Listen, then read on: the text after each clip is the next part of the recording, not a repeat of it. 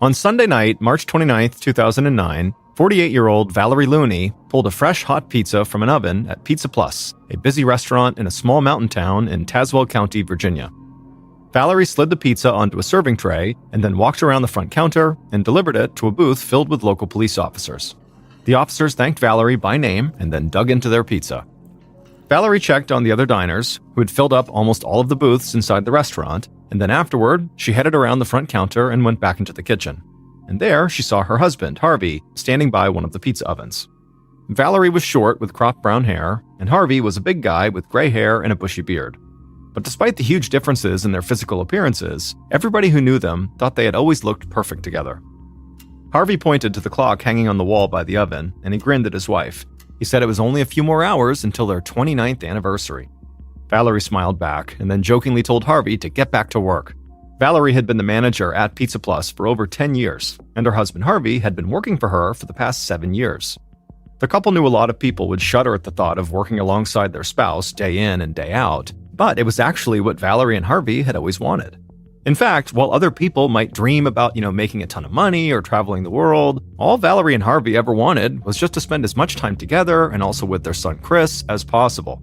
And so Valerie and Harvey working together accomplished a portion of that goal. Harvey got back to work, like his wife had jokingly suggested, and he began to prepare some pizza dough for the next order. As he did that, Valerie stood up on her toes and gave Harvey a kiss on the cheek, and then she headed back into the restaurant's dining room. Pizza Plus was a really popular restaurant in this little town. The entire town only took up a few square miles, and it was surrounded by thick woods and then mountains beyond that, and at times, the people who lived there could feel isolated from the rest of the world. And so Pizza Plus had become almost like a meeting place, where everybody could get together and feel connected to their community, at least for a little while.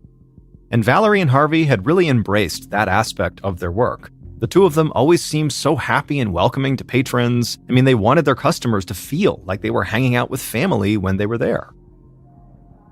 Valerie made her way through the dining room, and she checked in with the police officers to make sure their pizza was good. They told her it was delicious, as always. Then Valerie stepped towards the next booth, but she suddenly stopped and stared down at the floor. One of the police officers noticed and asked her if everything was okay, and Valerie smiled and said it was fine, but she quickly turned and marched right to the back of the restaurant. When she got there, she stepped into the supply closet near the back door, and she saw her employee, Brian Lee, bent down and stocking some shelves. Brian heard his boss approaching him, so he slowly stood up and he turned around. Brian was in his 20s and he towered over Valerie. Brian asked Valerie what she wanted, and she told him that before he went home tonight, he would need to make sure he mopped the floors in the dining room really, really well because she was just out there and they looked so dirty. Brian slowly exhaled and had to stop himself from snapping at his boss. Then he just said, "Okay, I'll mop the whole place after we close." Valerie could tell Brian was annoyed at her, but he was always annoyed when he was at work. For a second, Valerie thought about scolding him, but she stopped herself. Instead, she just thanked Brian and then turned and walked back to the front counter. Pizza Plus stayed busy the whole night until they closed around 10 p.m. Valerie and Harvey said goodbye to the last of their customers, and when the dining room was empty, Valerie walked to the counter and opened up the cash register. And while Valerie counted the money and did the paperwork for the night, Brian trudged out to the front of the store and began mopping, and Harvey cleaned up the kitchen and the back of the restaurant. And at some point, after cleaning for a while, Harvey picked up a large bucket of ice and shouted towards the front of the store to Valerie that he was going out back to dump the ice. Valerie responded by saying that Brian was finished with the mopping and she was almost done with the paperwork, so when he was done, they could leave. Harvey carefully picked up the ice bucket, walked out the back door, and dumped the ice onto a small patch of grass. And after he was done, he set the bucket down and Harvey just bent over at the waist, trying to catch his breath. He hated to admit it, and he would never want his wife or his son Chris to see him like this, but even the smallest physical tasks, like dumping this ice, had really started to wear Harvey out. And so after standing outside in private for a couple of seconds there, Harvey was about to go back inside when suddenly he heard screaming coming from inside the restaurant. And so instantly Harvey charged back inside, and the second he did, the screaming got louder and louder, and he called out for his wife, but then a second later the screaming completely stopped and the entire restaurant went completely silent.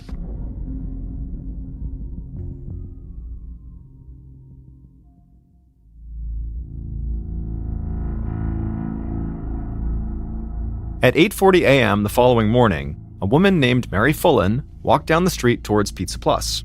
She was on her way to open up the restaurant that day and then work the lunch shift. Mary passed a car wash not far from the restaurant, and she waved to a couple of people outside trying a car. Then she walked a bit further down the street and went around to the back of Pizza Plus. When she got there, she looked down and reached into her pocket to grab her key to the back door. But when she looked up, she saw Harvey laying face down right behind the back of the store. And so Mary ran over to him and began yelling his name, but as she did, she could see he was laying in a pool of blood. Mary shook him like it might wake him up, but she knew he was dead. And so in a total panic, Mary threw open the back door of the restaurant, barely noticing she didn't have to use her key to get in. And then once inside, she ran for the phone on the front counter to call police. But before she could even get there, when she was in the kitchen, she looked down and found Valerie, who was also on the floor, blood covering her hair and her clothes. It was obvious that she was dead too. And so Mary began crying and her whole body was shaking, but she still made it to the phone and she dialed 911. The operator told her police would be right there and that for now she needed to get out of the restaurant immediately. And so Mary hung up and just ran out the front door, not noticing that that door too was also unlocked.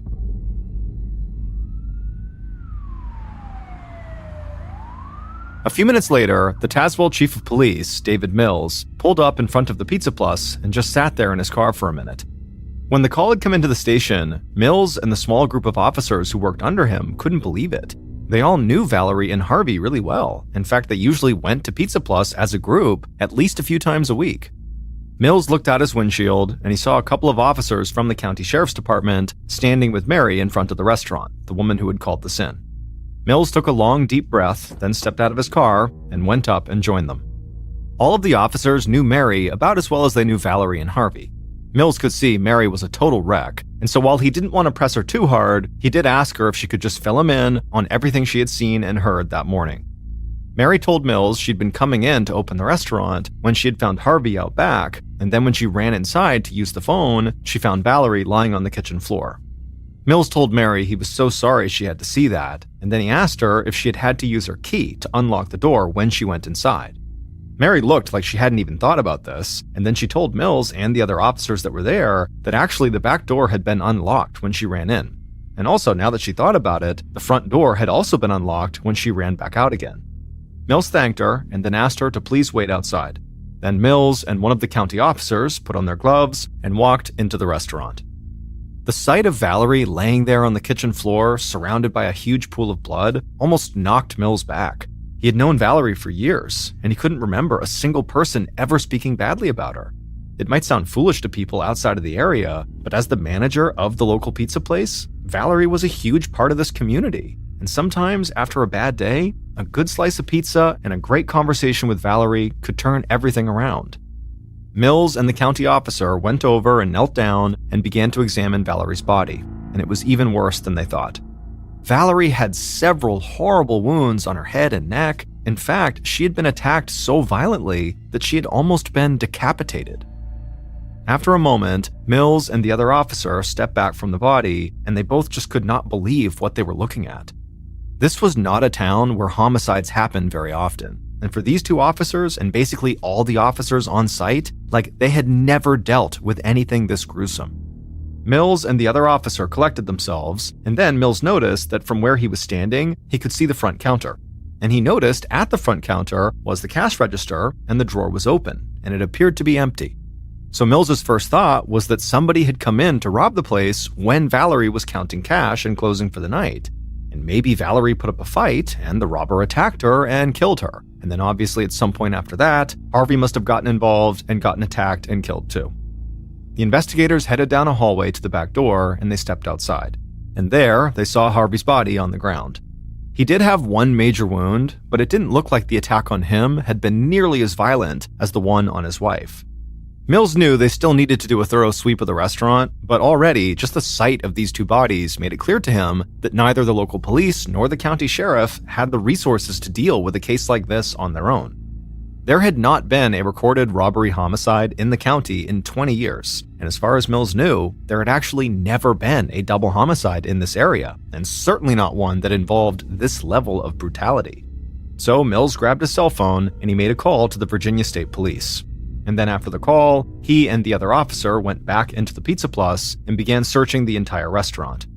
and it wouldn't take them long to find multiple pieces of evidence that seemed to paint a picture of a vicious struggle that had taken place the night before.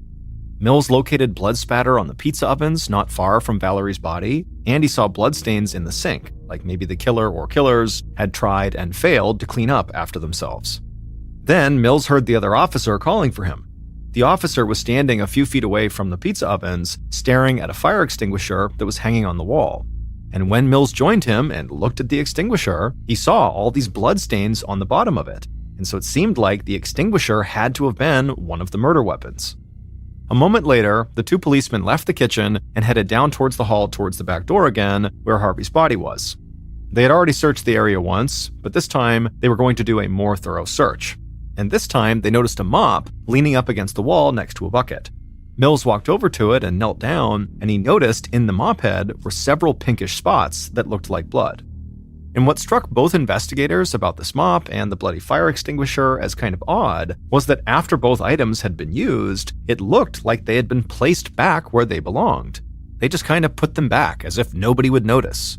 And so Mills and the other officer began speculating about who would do something like that, and they both agreed that, while this was kind of a flimsy theory, it seemed like maybe it was an employee who was responsible, because an employee would know where the fire extinguisher went and where the mop went. They both seemed to be back where they belonged, and so perhaps just kind of out of habit, they put those things back.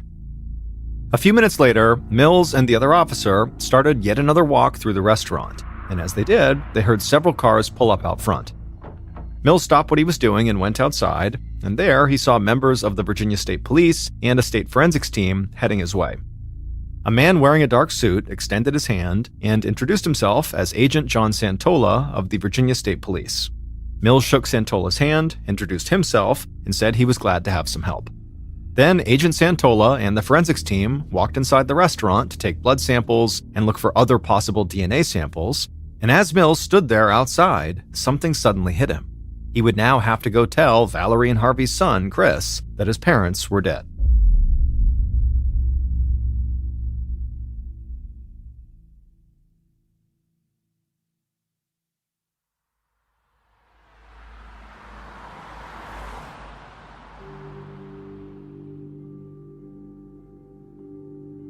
While state police searched the Pizza Plus, Mills and the county officer drove across town to the small trailer where Valerie, Harvey, and Chris had all lived together. When they got there, Mills walked up to the door and knocked, and shortly after, Chris answered. Chris was 28 years old, he wore a black sweatshirt and jeans, and he looked really confused to see two police officers standing there. He asked Mills if everything was okay, but Mills just shook his head and asked if they could come inside. Chris said, yeah, of course, and he let the officers in. And then once Mills and his partner got inside, Mills just turned to Chris, and with a sad look on his face, he told him that unfortunately, both of his parents were deceased. They had been attacked and killed at the restaurant. For a moment, Chris just stared at Mills like he was in total shock, and then he began shaking his head and said, no, that doesn't make any sense. Today, his parents were out of town on a trip for their 29th wedding anniversary. But Mills just shook his head and said he was very sorry, but that could not be true. His parents had not left town. In fact, they had never left the restaurant the night before. Chris eventually sat down and just stayed silent for a couple of minutes, and the officers just waited. And then, with a shaky voice, Chris said he should have known something was wrong when he didn't hear his mother and father come home the night before, and then also this morning when he didn't see him. But Chris said he had just assumed his parents got home when he was already asleep, and that they had left that morning before he woke up to go on their trip. But now he felt like it was obvious there had been an issue. Mills nodded his head and said he was sorry to have to do this, but he did need to ask some pretty pointed questions about his parents, and Chris just nodded. And so Mills asked Chris where he was the night before, and Chris said he had been at work, and then afterward he had come home, hung out for a bit, and then went to bed. Then Mills asked Chris what his relationship was like with his parents. Chris said their relationship had been good. He had been forced to move back in with his parents after going through a divorce, and he felt bad about it, but his mom and dad seemed happy to have him at home. After that, Mills asked Chris if he could think of anyone who might have had a grudge against either of his parents, and Chris just shook his head and said absolutely not. Everybody loved his mom and dad.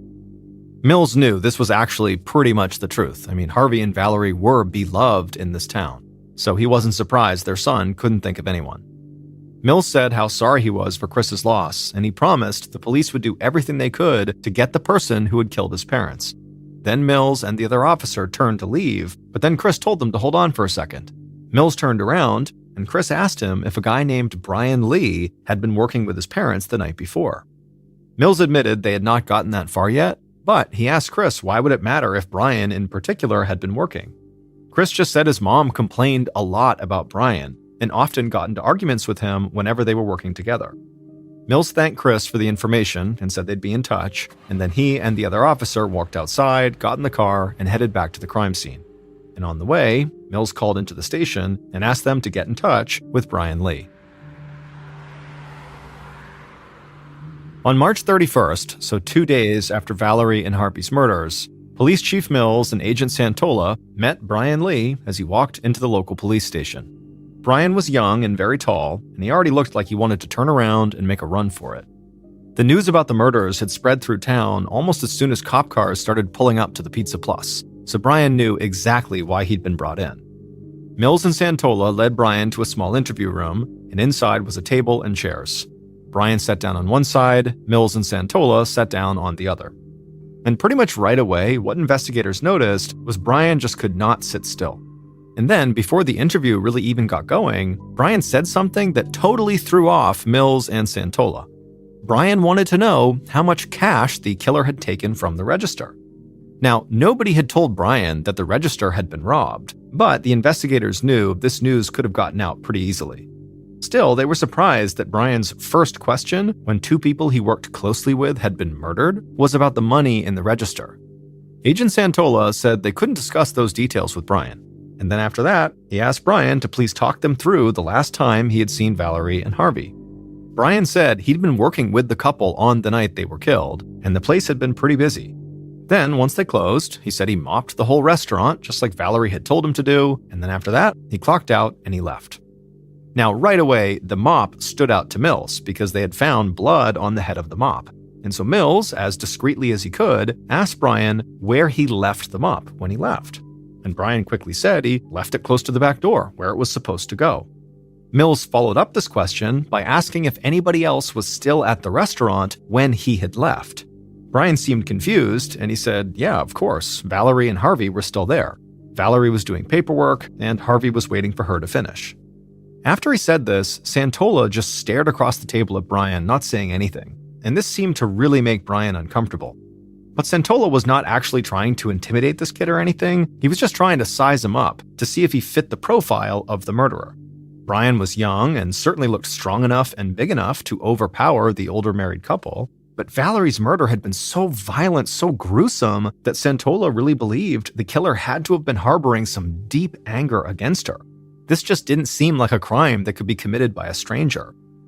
Santola finally broke his silence and asked Brian if he'd recently had an argument with Valerie, and Brian responded by laughing.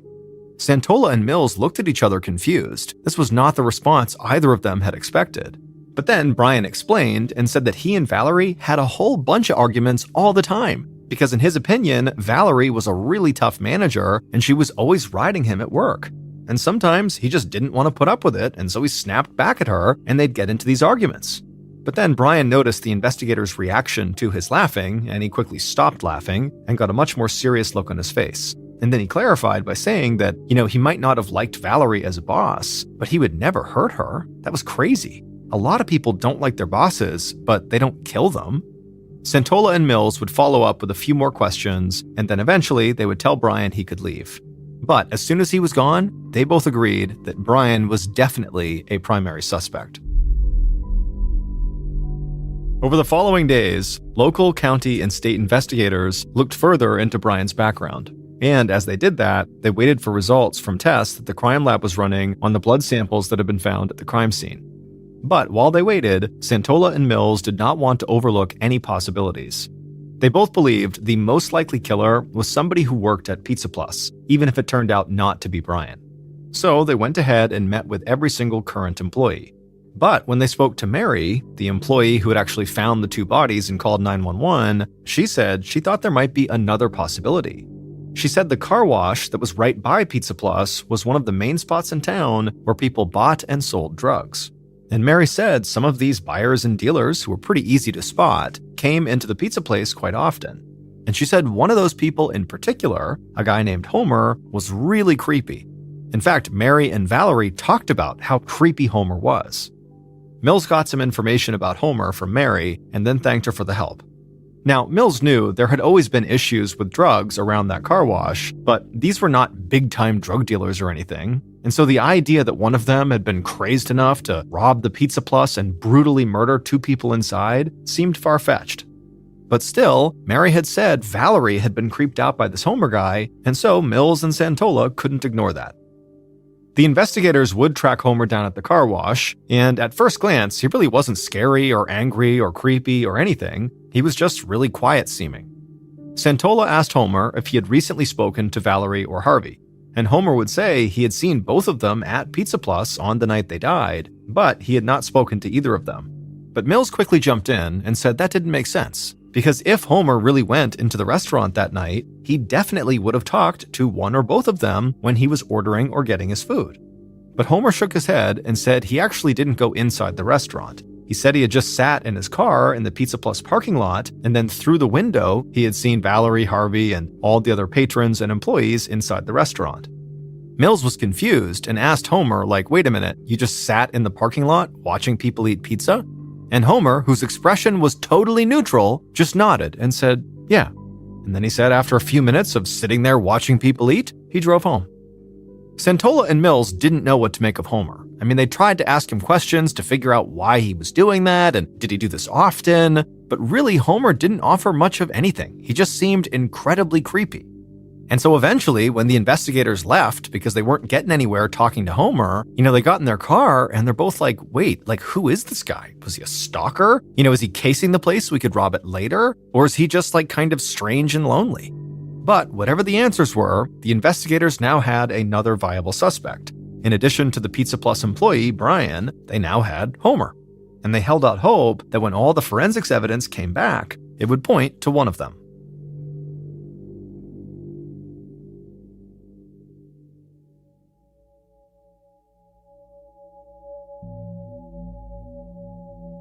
On April 3rd, 2009, so a week after the murders, Pizza Plus was once again filled with laughter and conversation. The crime scene had been cleared, and now this was a gathering place once again. But this time, the community had come here not to eat pizza, but to pay their respects to Valerie and Harvey. There had been a funeral service for the couple at a local church, but everybody who knew them knew this restaurant is where they would want people to come, and they would also want people to have a good time. So Valerie and Harvey's son, Chris, and other members of the family thanked everyone for coming in and encouraged them all to take up seats in all the booths and just start sharing stories of all their favorite memories with the couple.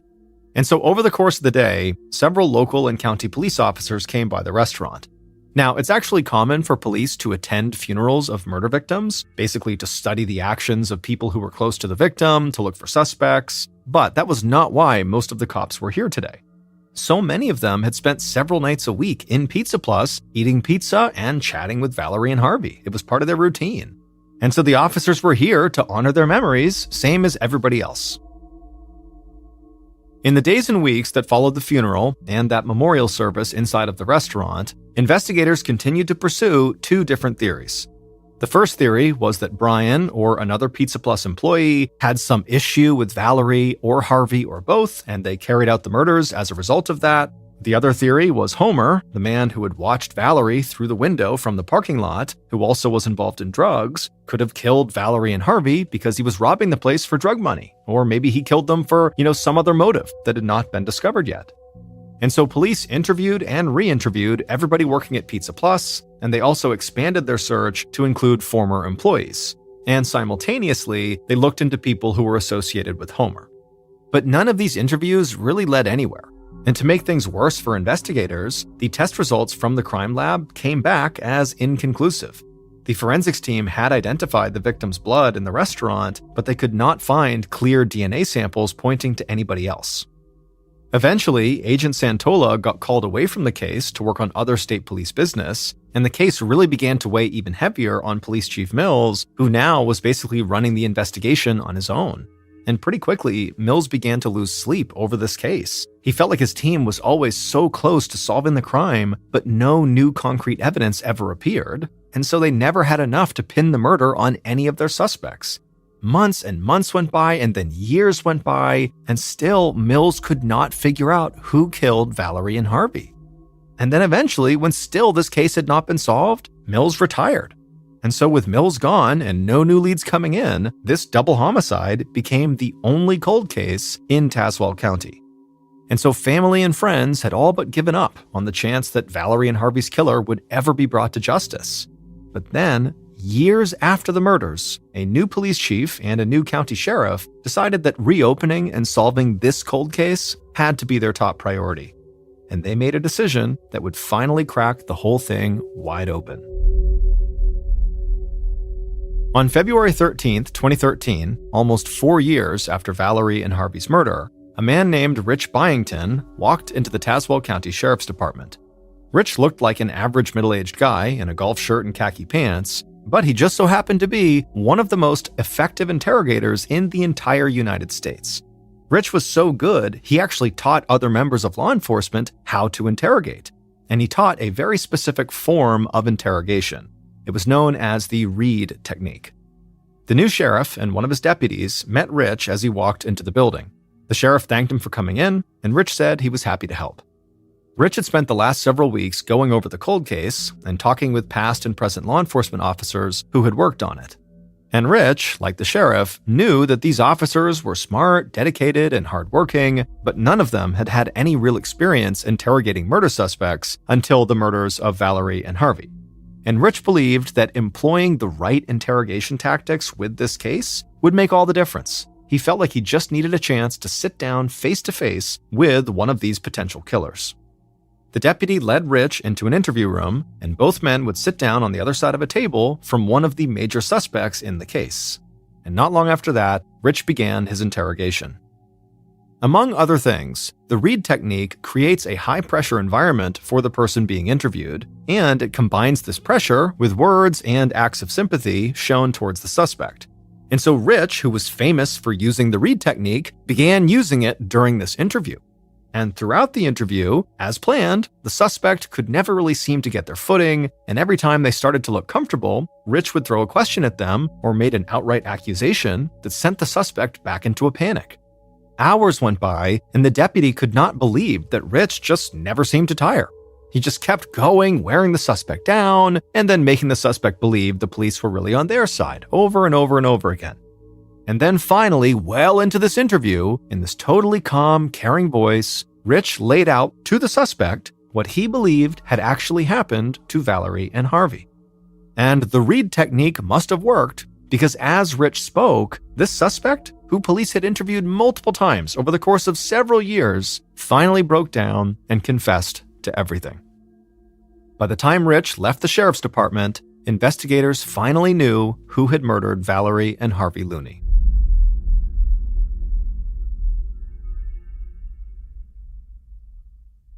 Based on that suspect's confession, here is a reconstruction of what police believe happened to Valerie and Harvey at the Pizza Plus restaurant on March 29, 2009.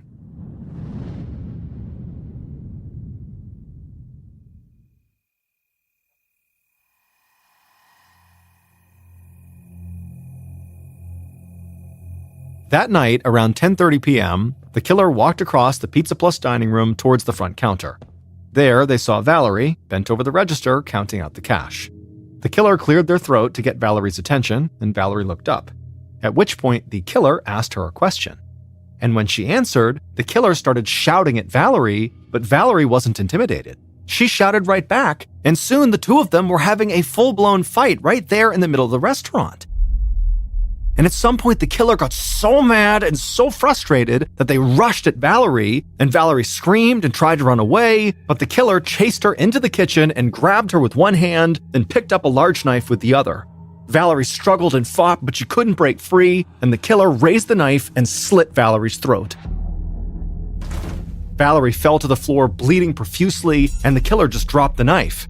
But suddenly, the killer heard shouting and footsteps coming from the back of the restaurant, and so the killer turned and saw Harvey charging down the hall. The killer rushed at him, and Harvey managed to punch the killer, but he quickly realized he was no match for them, and so Harvey turned and tried to run towards the back door, but the killer followed and managed to grab Harvey right by the door, and the killer wrapped their hands around Harvey's throat and began to choke him. Harvey fought as much as he could and managed to stumble out through the back door onto the ground outside. The killer scrambled to their feet and managed to grab Harvey's throat again and kept on squeezing, but at some point, Harvey managed to buck the killer off one more time, and the killer was about to re-engage for a third time when Harvey just kind of abruptly fell forward on his face and just lay there motionless. It would turn out Harvey actually just had a heart attack. And so the killer just stood there for a second, not really sure what to make of this, and then they turned and ran back inside to the kitchen. There, they saw Valerie face down in a pool of blood, but the killer wanted to make sure she really was dead. So the killer grabbed the fire extinguisher off the wall, stood over Valerie, and raised it up and began slamming it down over and over again into the back of her head. And after nearly decapitating her, the killer put the fire extinguisher back where it went on the wall, blood still all over it, and then they picked up the knife they had used to slit Valerie's throat. Then they walked out through the back door to where Harvey was still lying motionless on the ground, and just like the killer had done with Harvey's wife, they wanted to be sure Harvey really was dead. So the killer bent down and used that knife and slit Harvey's throat as well. After that, the killer went inside, they grabbed the mop and bucket by the back door, they went to the kitchen and filled that bucket with water. They grabbed the cash out of the register and pocketed that, and then they mopped their way out through the back of the store, trying to get the floor as clean as they could without spending too much more time inside of the restaurant. After wringing out the mop and emptying the water, the killer left the mop and bucket by the back door, walked outside past Harvey's body, and disappeared into the night. The following day, the killer went into work like nothing had happened, and then they went home and waited patiently for the police to arrive to tell them that their mother and father had been killed. Valerie and Harvey's son, Chris Looney, murdered his parents in cold blood. It turned out that after his divorce, Chris had been struggling with money. And so Valerie and Harvey had helped him for a while, but they had had enough. So on the night of the murder, Chris went to Pizza Plus one last time to ask for money, but Chris had already planned on killing his parents if they denied him. Because Chris knew his parents had a $245,000 life insurance policy, and Chris was the beneficiary. And so when Chris's mom refused to give him money and started fighting with him in the restaurant, Chris went through with his plan B. He murdered his parents and then stole the money from the cash register to make it look like a robbery. Investigators had suspected Chris once they learned about this life insurance policy, but it was also the placement of the fire extinguisher and the mop that made him stand out to the police. Mills and the other investigators had always suspected a Pizza Plus employee had carried out the murders, because the fire extinguisher, which was one of the murder weapons, and the mop had been put back exactly where an employee would put them, almost like it was habit. That was one of the primary reasons they had suspected Brian Lee early on. Now, Chris was not a Pizza Plus employee, however, when he was younger, he had been. And so over the course of several years, Mills and others felt like they were close to being able to prove Chris had done it, and they had interviewed him several times, but they could never find enough evidence or get him to admit to the crime. That is, until the new leaders of the investigation called in Rich Byington, the interrogation expert, for help. And after Rich faced off with Chris, Chris would confess to the murders and would tell police exactly how and why he had killed his own parents. Chris Looney was found guilty and was given 2 life sentences. After the trial, members of Valerie, Harvey, and Chris's family issued a joint statement. It said, quote, "Chris, we love you and forever will love you, but we cannot forgive what you have done." End quote. Pelican Valley is a beautiful, remote section of backcountry in Yellowstone National Park in Wyoming. Its meandering meadows and creeks and 360-degree view of the mountains make it appear like the perfect place to camp out under the stars. But unlike other areas of the park, Pelican Valley requires a special permit if you intend to stay the night. And before Yellowstone Park rangers give you this permit, they remind you that Pelican Valley is a very dangerous place, and in general, you should only be out there with groups of at least 4 people. On July 28, 1984, 25-year-old Brigitte Fredenhagen, along with her brother Andreas and her sister-in-law Junko, arrived at Yellowstone National Park. That night, they stayed in one of the park's more established campgrounds called Grant Village. The following day, they headed out to one of the park's famous hot springs called the Norris Geyser. That afternoon, before heading back to their campsite, they made a pit stop at the park ranger's office so Brigitte could apply for a Pelican Valley permit. Her plan was to spend the following night in the valley. When they went in the office, the rangers believed all three of them were applying for a permit, and so they weren't asking that many questions. They were just kind of going through the routine. And then when Brigitte said, no, it's just going to be me applying for a permit, they actually immediately tried to dissuade her and said, this is a really bad idea. Nobody goes into Pelican Valley on their own. But Brigitte assured them that she was an experienced camper, she understood the risks, and she still wanted to go on her own. And Andreas and Janko, who were standing behind her, kind of echoed that sentiment and said, no, she's really good. She knows what she's doing. The park rangers were not thrilled with her plan, but they ultimately decided, you know what, if she wants to go, she can go. They just asked her to show them on a map where she intended to camp, so if they needed to, they could come and check on her and make sure she was okay. And so she pointed to a section on the map, and they handed her her permit, and then she, along with Andreas and Janko, left the office and headed back to their campsite. The next morning, the trio got up early and they hopped in the car and drove to the Pelican Valley trailhead. They parked their car, they got out, and they began walking into Pelican Valley as a group. After a few miles, as planned, the group stopped, at which point Andreas told Brigitte that they were going to head back now and that they would meet her tomorrow at the trailhead where they parked the car. They said their goodbyes, and then Andreas and Janko turned around and started walking back towards the car, and Brigitte carried on into the wilderness. The following day, Andreas and Janko arrived at the trailhead to meet Brigitte, but she didn't show up. And after a couple of hours, they grew very concerned, so they called park rangers and asked them, have you seen Brigitte? And they said, no, but we'll go take a look. The area Brigitte had told park rangers she was going to be camping was inside of a densely forested area right next to a large meadow, which meant as park rangers came up to check on her, they would not actually be able to see her until they were practically right on top of her. So the park rangers made their way through the meadow and into the forest before they started yelling for Brigitte, but she didn't yell back, and then at some point they reached the area where she had said she was camping, and sure enough they found her tent. But it was a very odd scene. When they came up to the tent, they could see there was a big tear in one side. When they poked their heads down and looked inside, all of her belongings in the tent were undisturbed.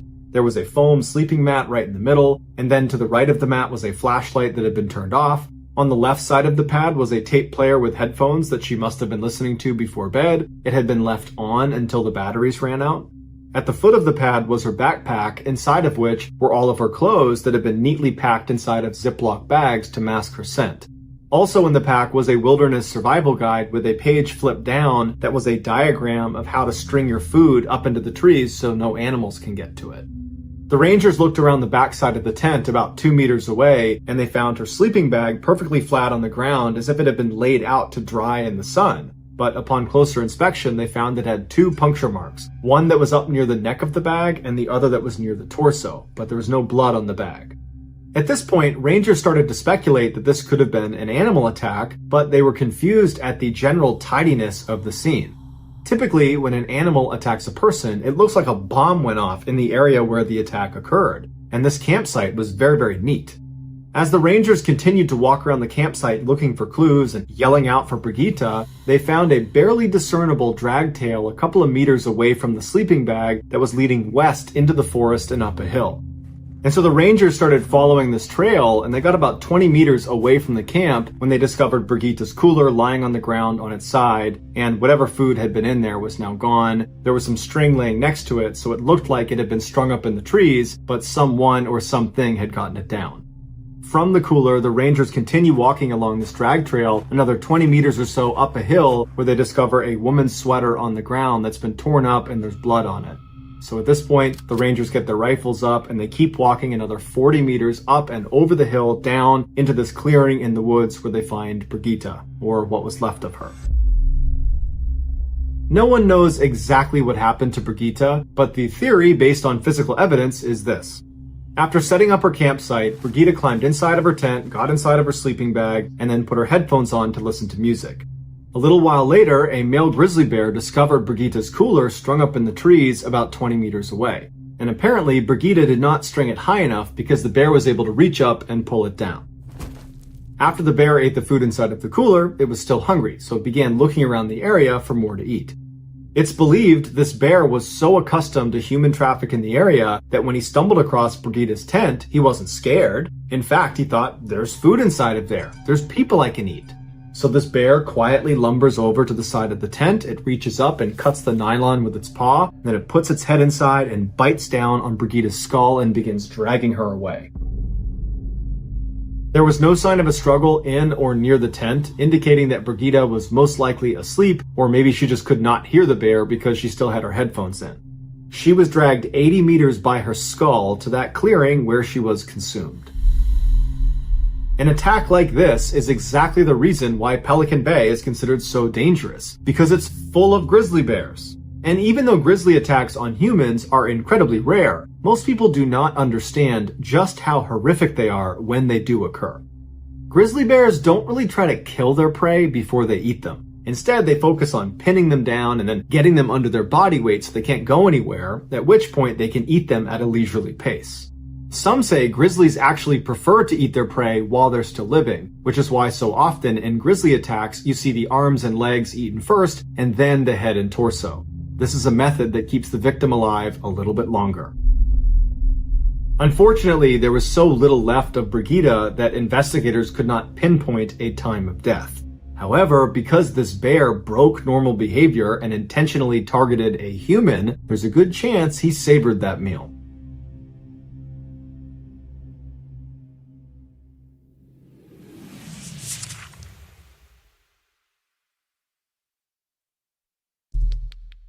The next and final story of today's episode is called Blood on the Mountain.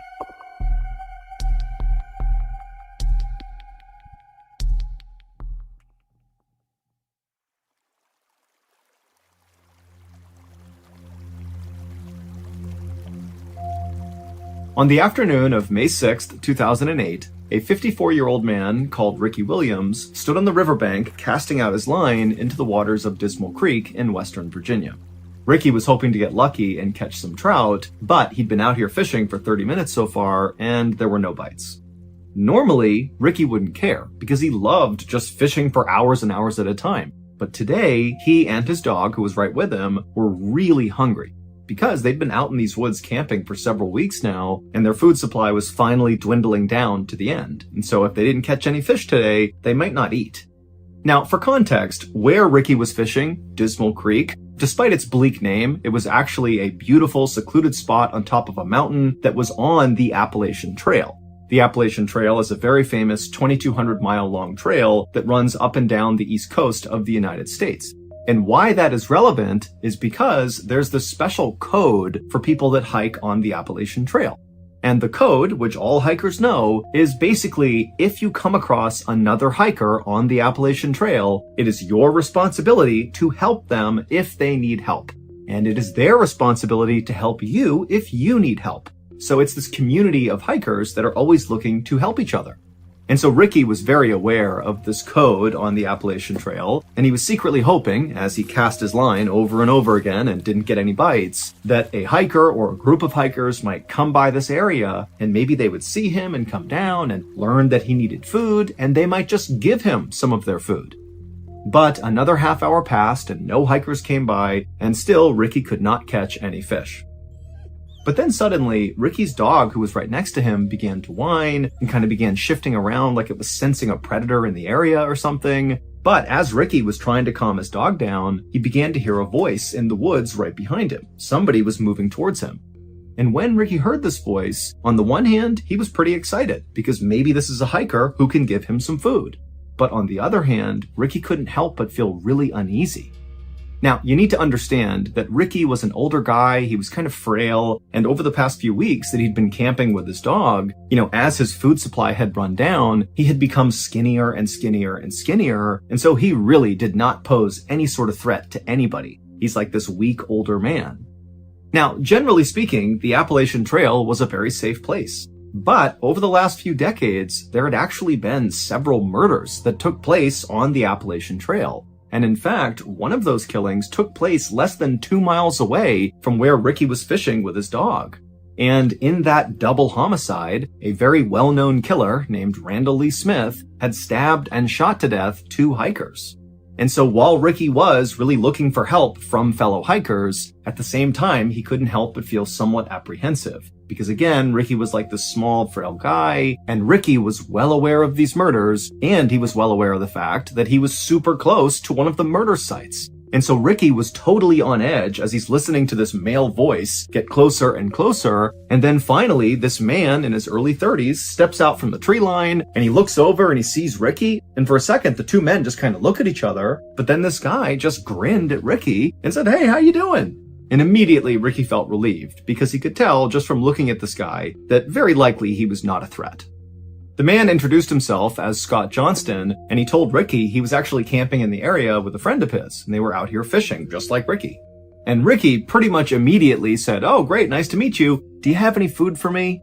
And Scott was like, "Absolutely." And he dug into his bag that he had with him, and he pulled out a couple energy bars and a bag of chips, and he threw them over to Ricky. And he also gave some fresh bait to Ricky, so he too could cast out again. And for the next couple of hours, Scott and Ricky just stood on the riverbank and fished together. And after a while, the trout did start biting and they did start catching fish, so the day kind of turned into a great outing for Ricky. And it got even better because as soon as the men were done fishing, Scott asked Ricky if he wanted to join him and his friend back up at the campsite for dinner. And remember, Ricky had no food, so this was an amazing invitation, and he said, "Yes, of course, I'd love to join you." So the two men packed up their stuff right as the sun was going down, and then they began walking back into the forest where Scott had emerged from. And as they were walking, Scott's fishing pole got tangled on a low-hanging branch, and he was really struggling to get it out of the tree. And so finally, he just told Ricky to, go on ahead. My campsite's right up there. It's a straight shot. Just go up the hill and you'll see it. Ricky asked Scott if he was sure, and Scott said, "No, it's totally fine. Go ahead." So Ricky said, "Okay," and he walked the rest of the way up the hill. And then when he walked out of the tree line into the clearing where Scott's campsite was, immediately what Ricky noticed was this enormous man who was like twice the size of Scott, and so 4 times the size of Ricky, kind of hunched over the campfire.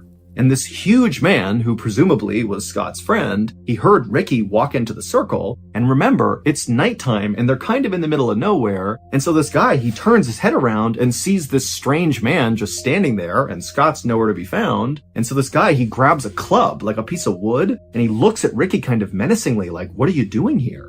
And Ricky, who was so caught off guard by just how big this guy was, he put his hands up and he said, "I'm so sorry. Scott sent me up here. I don't know if this is the right site. I'm sorry." But just at that moment, Scott had finished untangling his fishing line, and he came out of the tree line and he patted Ricky on the back and he said, "Oh, you've already met my friend Sean." And as soon as he said that, Sean looked like he basically let his guard down. He put the wood down and he stopped glaring directly at Ricky. But Ricky felt like Sean was not happy that Ricky was in his campsite, even though clearly Scott is the reason that Ricky is in this campsite. And so Ricky just felt really uncomfortable. And at the same time, Scott is ushering Ricky closer to the campfire to take a seat next to Sean. Sean's a great cook. He'll cook up this fish for us. It's going to be great. Take a seat. Ricky felt kind of annoyed that Scott was really forcing him to stay, but Ricky didn't want to be rude and just kind of abruptly leave. So he did take a seat next to Sean, who definitely was not excited to be sitting next to Ricky. And Ricky just kind of sat there waiting to see what would happen next. And what happened next is Scott walked over to Sean and handed off all the fish that he and Ricky had caught so that Sean could begin to prepare them to cook them. And then as Ricky is still just sitting there right next to Sean, Scott walked away from the campfire up to his truck, which was parked right next to Sean's Jeep. And Scott turned on the radio and began blasting country music. And when Ricky heard this music, he kind of winced because to him, part of the reason the outdoors, the Appalachian Trail, being out in nature, part of the reason it was so wonderful was for the peace and quiet. And so it felt kind of like borderline disrespectful to be out in the middle of this beautiful place, blaring country music. And so to Ricky, he just couldn't help but feel like there's something off about these two guys. They just seem really disrespectful and kind of pushy and maybe aggressive. And so Ricky is just not happy. But again, Ricky didn't say anything and didn't attempt to leave because again, he's really hungry and so is his dog and he needs to eat that fish. A moment later, Scott walked back from the truck and took a seat next to Sean, and then he, along with Sean, pulled out their knives and began deboning the fish. And as they were doing this, Ricky again is just kind of sitting there doing nothing, and so he kind of meagerly asked, "Hey, can you give me a knife and I'll clean a fish?" But Sean and Scott kind of waved him off and said, "Don't worry, we got this." And so Ricky just continued to sit there nervously, as all he could watch was the flashing of the light bouncing off their blades. But eventually, Scott and Sean finished deboning all the fish, and they put their knives away, and at that point, they began cooking the fish over the open flame. And suddenly for Ricky, it felt like, the mood had shifted a little bit. At least now the two men were not fiddling around with weapons. It felt kind of safe again. And so Ricky began making some small talk in hopes that would kind of, settle his nerves. And so Ricky told the two men about how much he loved the Appalachian Trail and how he came out here all the time for weeks at a time with his dog. And Ricky would tell the men that, sometimes he felt more at home out in the wild than he did at home. It was almost like being out in nature was a religious experience for Ricky. And he would even tell Sean and Scott that sometimes when he was out in nature, he would meditate and pray and even do some chanting like part of a ritual. I mean, he was really trying to be in tune with Mother Nature. But as Ricky continued to tell Sean and Scott about his personal life, he noticed the two men were definitely paying attention and kind of nodding along at appropriate points in the story. But at the same time, Ricky felt like these two men were also kind of looking at him like Ricky was kind of weird. As if they were not prepared to come out and say it, but after hearing all these things about his life, it was like, what's going on with this guy? And so Ricky suddenly felt really embarrassed about being so open with these two guys who once again just seemed like they don't quite like him or even really want him here. But luckily, right at that moment, the fish were done, and so the men just sat there in silence and wolfed down the food. By the time they finished, right about 8 p.m., it was very dark outside, and Ricky at this point is just ready to go. He just felt so uneasy here. And so after putting down his plate and his silverware and saying thank you to Sean and Scott for their hospitality, he quickly got up and grabbed his dog, and he began walking into the woods towards his campsite.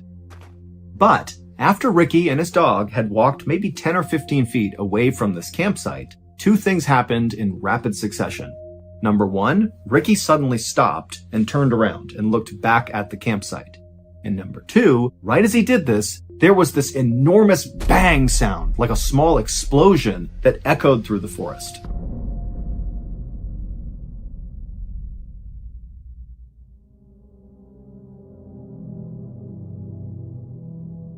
About 30 minutes later, and about 4 miles away from where Ricky and Sean and Scott had been, there were these two women who were in their house eating dinner when they heard this sudden frantic knocking on their front door.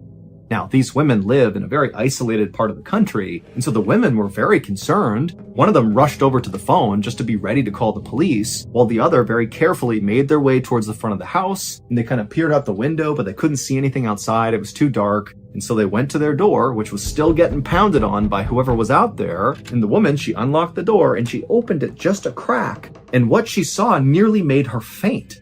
There was a man standing on her porch who was absolutely covered in blood, as if he had been fully submerged in a tank of blood. I mean, he is all red.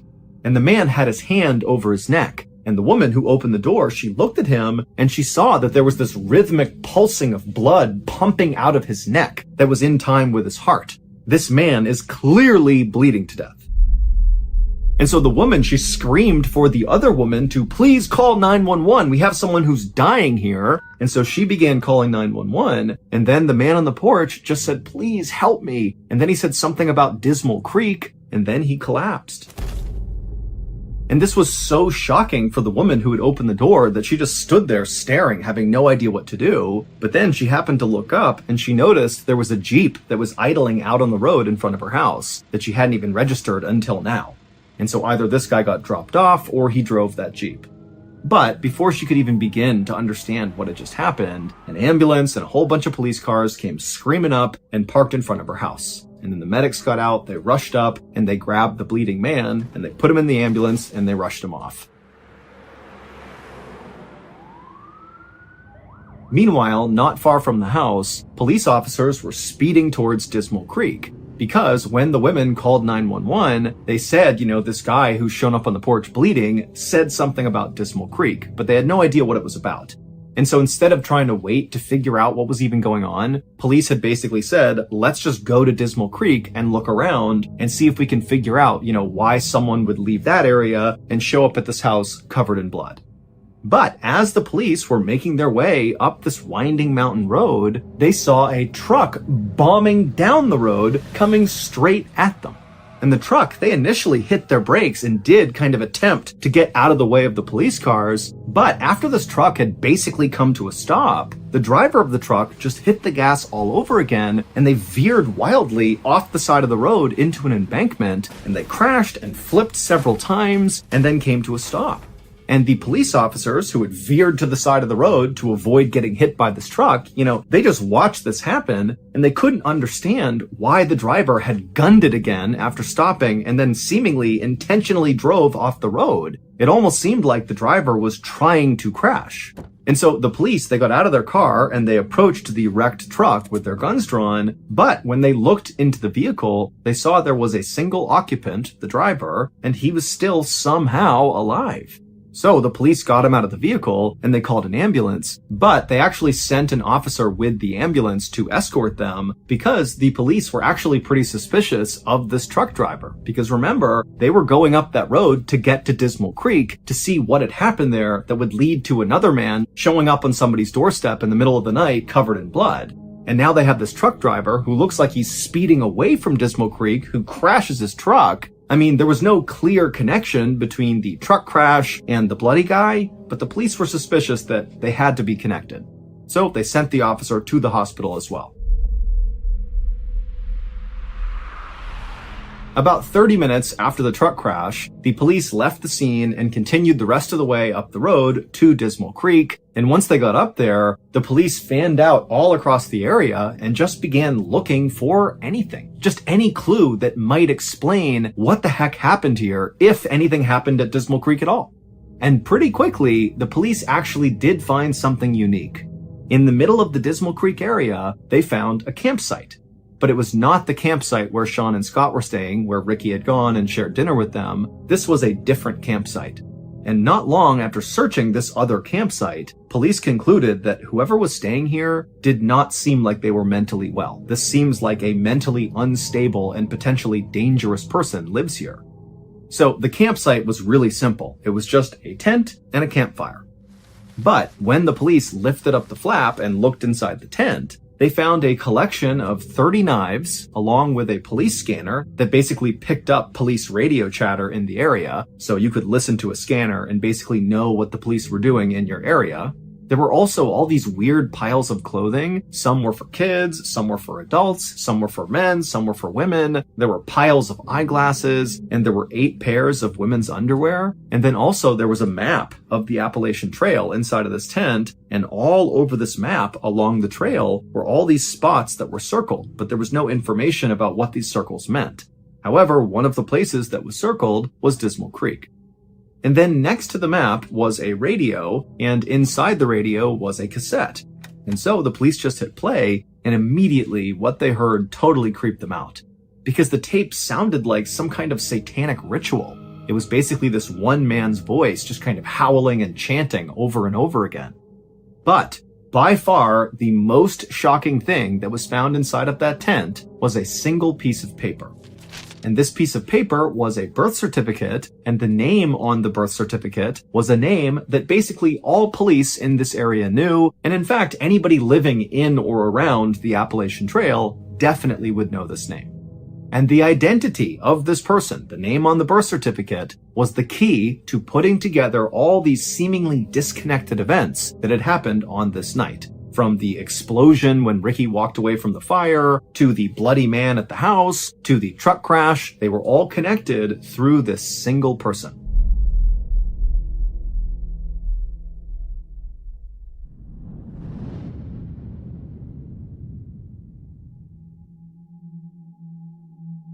A few hours earlier, after Ricky had gotten up and walked away from Sean and Scott's campsite, and then after barely making it onto the trail, he had turned around and there was that loud explosion. Well, at that point in the story, Ricky, who's now looking back at the campsite and looking at Sean and Scott, he can see that the two of them, they've heard the sound too, and they were now staring at each other with looks of absolute shock and terror on their faces.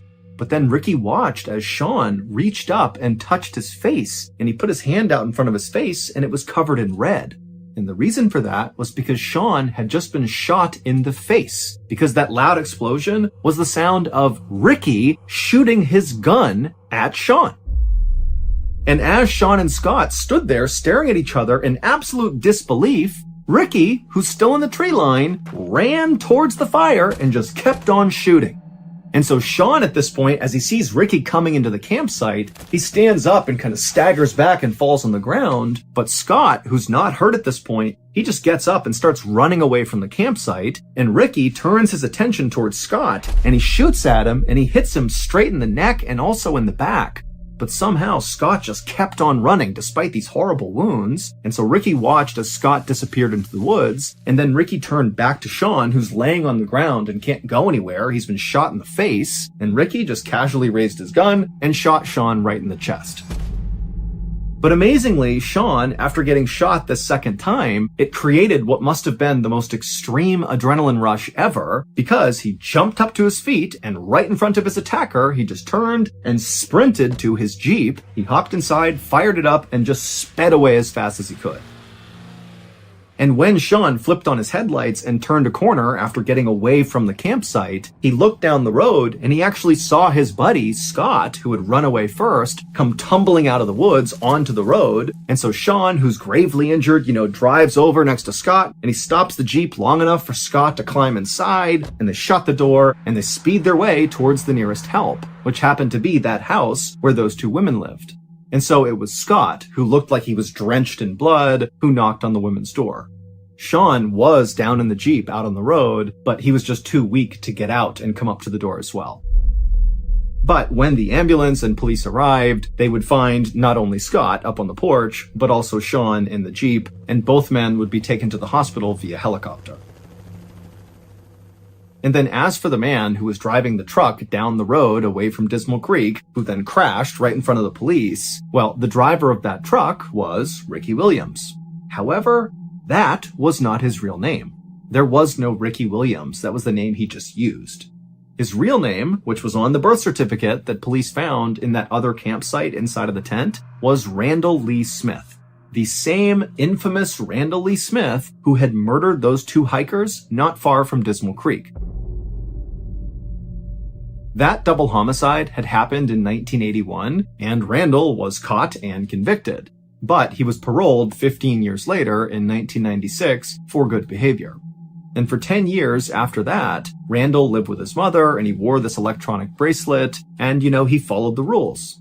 But by 2008, his electronic bracelet had came off, and even though Randall had attempted to continue living with his mother, it just wasn't tenable, he didn't have enough money, and so ultimately he packed up his things, grabbed his dog, and moved out onto the Appalachian Trail. And on May 6th, 2008, when Sean and Scott arrived in Dismal Creek to go fishing, Randall was waiting. Nobody has any idea why Randall murdered those two hikers back in 1981, or why he targeted Sean and Scott in 2008.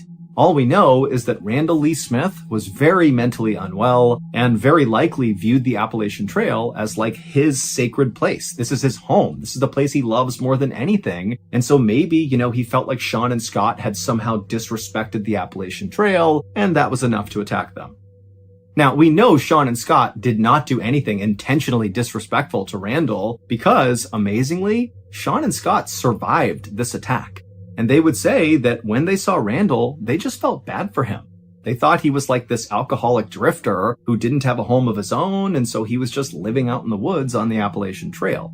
And so they didn't judge him. Instead, they really did just want to give him some food and spend some time with him and make him feel human again. That was it. And because Randall appeared to be this kind of small, older man, Sean and Scott, who were, very big and imposing, they didn't feel threatened by this guy. As for that bizarre other campsite that police found up around Dismal Creek, the one that contained all those knives and the birth certificate, well, obviously, that was Randall's campsite. And that weird cassette tape that they listened to that sounded like a satanic ritual, that was Randall going through his meditations and chants that he would do when he was out in the middle of nowhere. It was like his way of respecting Mother Nature and the Appalachian Trail. And then all those items that were found inside of his tent, the different clothes and the eyeglasses and the women's underwear, it's believed those could be Randall's other victims. However, when police pulled DNA samples from all of those items that were found inside of his tent, like the clothes and the underwear and the eyeglasses, well, those DNA samples did not match any of the missing people or murder victims in the police's database, and so that wasn't useful. And then also, police went to all those places on that map that were circled, and with the exception of obviously Dismal Creek, they didn't find anything else at the other locations that suggested any violent event had happened there. So only Randall knows the truth, which means we will never know the truth, because just 4 days after Randall was pulled out of that truck that he crashed, he died in police custody from a blood clot that formed as a result of the crash. And in those 4 days that Randall was in custody, he never gave up that there were any other victims. Today, Sean still has a bullet in his head and in his chest, and Scott still has big scarring on his neck and on his back. But both men have made a full recovery, relatively speaking, and they still go back to Dismal Creek all the time to go camping and fishing. Einmal in einem fremden Land waren viele hunderte Männer an Land, ohne Frauen, ohne Wein und ohne Glanz. Oh, irgendwann erinnerst du dich dann und du hörst noch diese Lieder und du hörst die Musik von damals, die Liebeslieder und die Seemannslieder mit all dem Stolz der Seemännerschichten. Irgendjemand gibt es Frieden, aber dafür braucht es keine Kriegen. Oh, das waren ein paar peinliche Witzchen, aber die Wälder blühen so wie damals. Die Verwandlung schreitet wieder auf. Thank you for listening to the MrBallen podcast. If you enjoyed today's stories and you're looking for more bone-chilling content, be sure to check out all of our studio's podcasts, not just this one, but also MrBallen's Medical Mysteries, Bedtime Stories, Wartime Stories, and Run Fool. Just search for Ballin Studios on any podcast platform, and you'll find all of them.